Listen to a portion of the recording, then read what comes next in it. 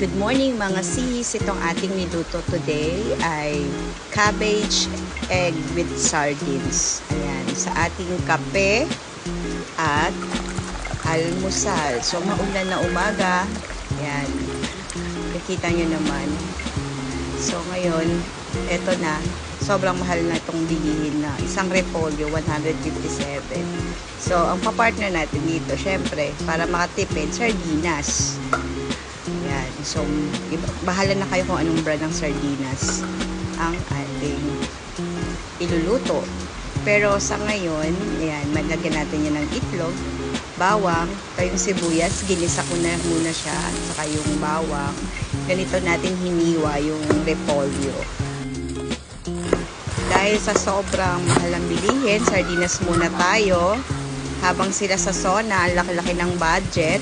At tayo ay ginigisa sa sarili nating mga mantika. Ayan, nakita nyo naman, ginigisa lang natin siya sa mantika.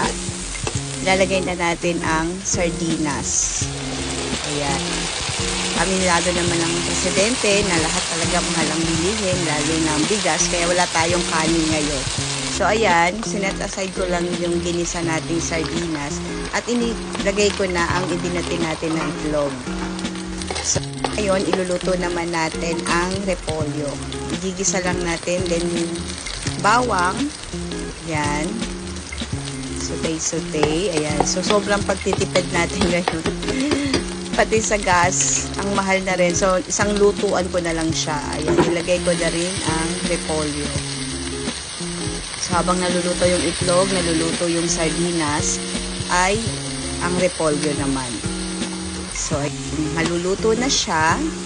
So, masarap to ngayon sa malamig na panahon. Nasa inyo na rin lang ito kung pwede, kung gagawin nyo siyang ulam. Pero, ako dahil low carbs ang peg ko ngayon. Ayan, naglagay lang ako ng asin at paminta dyan. So, plating na tayo. Inuna natin yung cabbage. Lagay natin ang scrambled egg.